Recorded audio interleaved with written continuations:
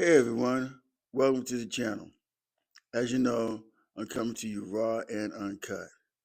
And please don't forget to subscribe, like, share, and leave a comment. Okay, everybody, I'm sorry, my voice is kind of scraggly and everything. I am sick and stuff, but I said I was going to go ahead and put this video out.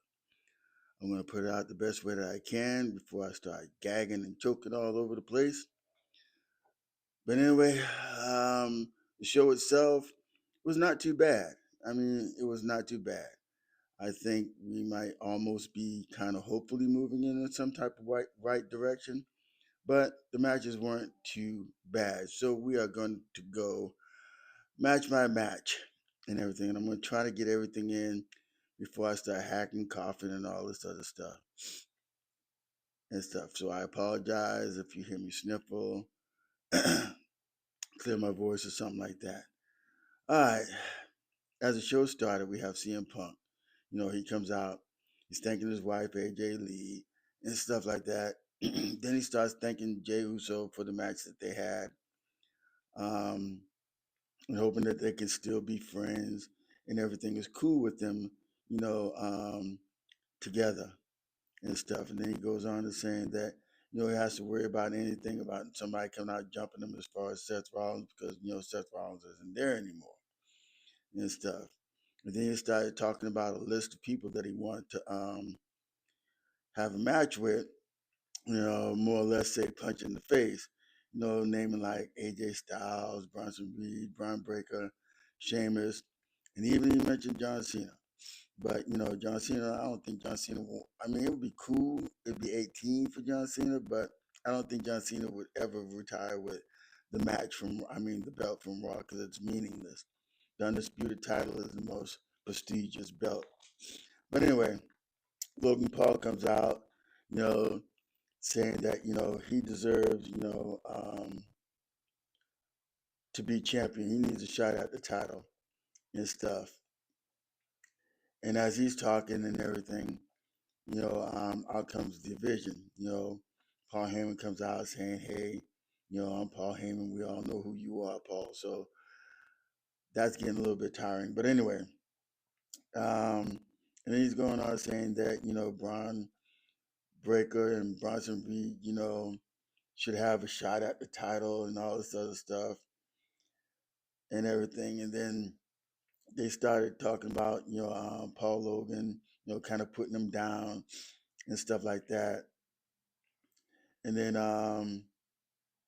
the Vision, Paul Logan leaves the ring because, Paul told him to get out of the ring, out of his ring and stuff. Actually, it was Braun Breaker that told him to get out of the ring and stuff. So as Paul leaves the ring, he gets in the face of Bronson Reed and Braun Breaker, and then he leaves. And then they started jumping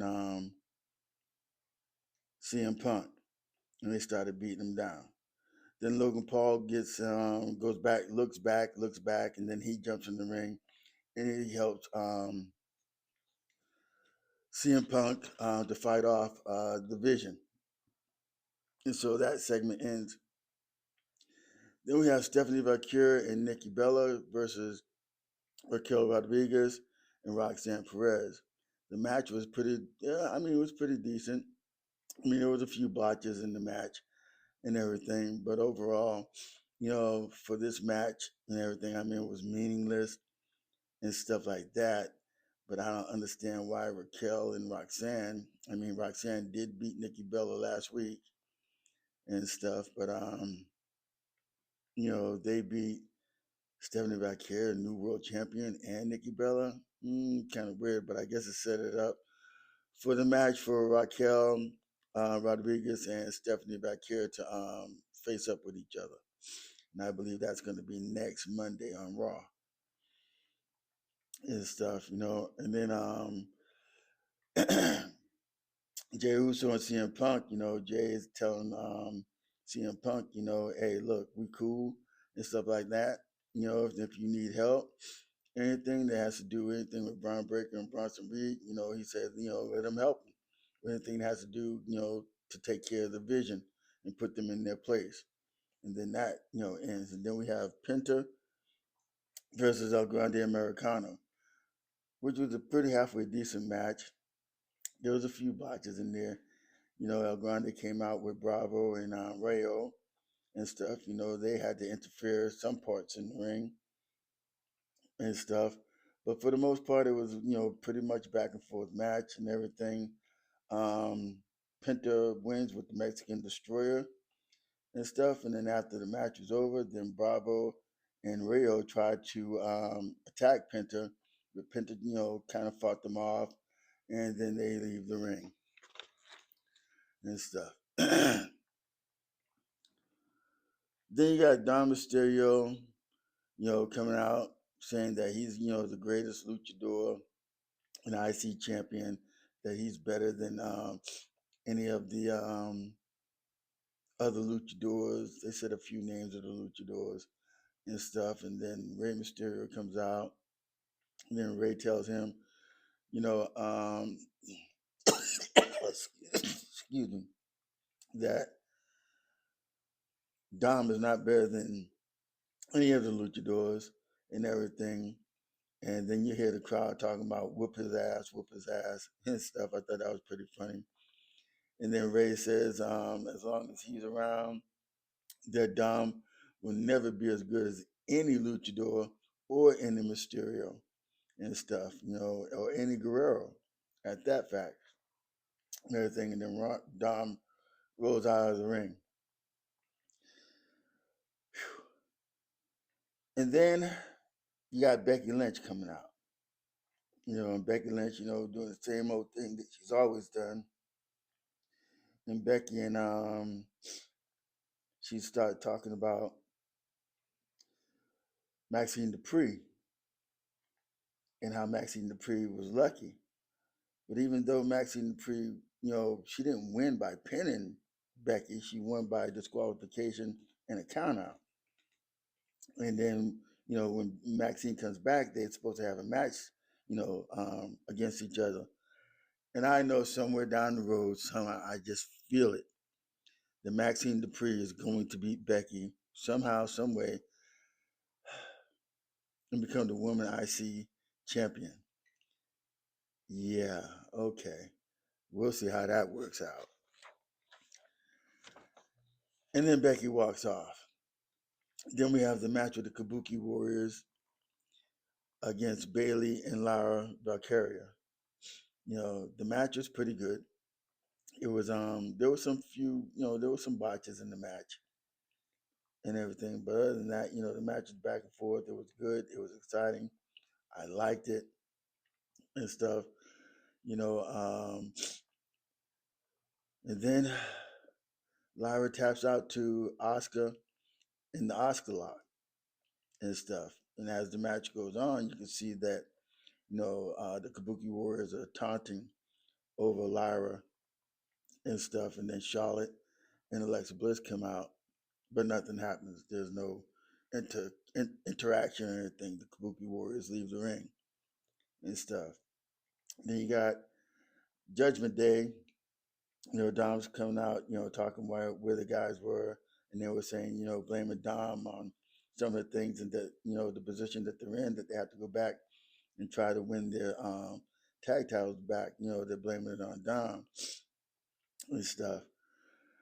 And then as that segment started coming to a close, Roxanne Perez and Dom sit down, and Roxanne is telling Dom to be the bigger man, to go out to the ring, and stand beside, stand there with JD McDonough and Finn Balor, against AJ Styles and Dragon Lee for the tag team titles and stuff. So that's the match that we have coming up next, was AJ Styles and Dragon Lee versus the Judgment Day's JD McDonough and Finn Balor. That match was pretty good also,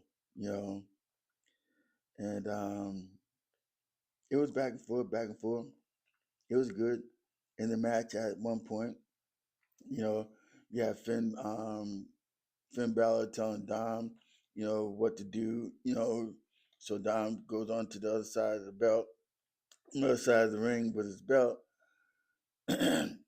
He was about to hit AJ Styles with it, and then out comes Sheamus. So Sheamus attacks Dom, and they're going at it. And then AJ Styles hits JD McDonough with the Styles Clash, and they win the match, keep their titles. And Nikki Bella and Stephenie Vaquer, Nikki's telling Stephenie that she apologizes for the loss and everything, and Stephenie's telling her it's not her fault or whatever the case may be and stuff. And then Nikki saying that telling her good luck when she goes up against Raquel Rodriguez, next week for the title. And if there's anything that she could do, she'll be there to try to help. Somehow we know Nikki can be a heel too, so we don't know if that's going to ever be a turn, and Nikki turns on Stephenie. It should be pretty interesting. Should be pretty good if that match ever happens. And then you have Adam Pearce picking the balls, for the first few guys, in the 16-man tournament and stuff. And we have Rusev, I guess it will be versus Damian Priest, and Shinsuke Nakamura against Sheamus. Now I'm telling you, these weren't none of the guys who I would thought that would be in this tournament going against John Cena and stuff. It's going to be interesting to see who that last person's going to be. Who that person's going to be to face John Cena, but I sure hope it's not none of these four. I'm here to tell you. But anyway, if you agree, please don't forget to subscribe, like, share, and leave a comment. All right, then we have the final match of the night, which is CM Punk and Jey Uso versus Braun Breaker and Bronson Reed. Now, this match was a good match. I mean, they were all over the place. They were in, out, in, out. You know, it was pretty good. It was what I expected because all these guys have already been in the ring with each other and stuff. So you figure it was going to be a pretty good knockout, drag out and everything. And it got to that point too because it ended up being a double count out and everything. So nobody actually really won this, match. It wasn't for anything. They're just, fighting and stuff. And then as, the match goes on and everything, they're beating up Jey Uso. Then CM Punk comes into the ring with a chair, and he goes after Bronson Reed and Braun Breaker and hits Bronson Reed in the back with the chair and stuff. And they, and then once they're out of the ring, Bronson Reed and Braun Breaker, they come back in with chairs. And as that's happening, then out comes, then Logan Paul, he comes up. He shows up, comes out to the ring and everything. Then he puts brass knuckles in his hand. Looks like he's about ready to nail, Braun Breaker or Bronson Reed and everything, you know. And then he nails CM Punk. I felt it. I knew it. I told my brother-in-law that's what was going to happen, and it happened. Because Logan Paul is not going to ever be a face. I think at one point, maybe in his career, he might be a good face, but I like him as a heel, and I hope they keep him as a heel. But he lays, CM Punk out and stuff, and then he gives the brass knuckles to Paul Heyman. So I'm thinking that there's your other member right there with the Vision. So Logan Paul is probably going to be joining the Vision. I hear rumors of Austin Theory joining the Vision, or whatever the case may be. Somehow, some way, I know they're getting ready to set up for the next PLE, which is War Games at Survivor Series. Now I don't know who's going to be in War Games. I don't know how this is going to happen. I'm sure Roman Reigns somehow is going to be part of there. But I hope in the next few weeks, because it's at the end of the month, is when Survivor Series is going to be and stuff. So it's going to be interesting to see who's going to be in War Games.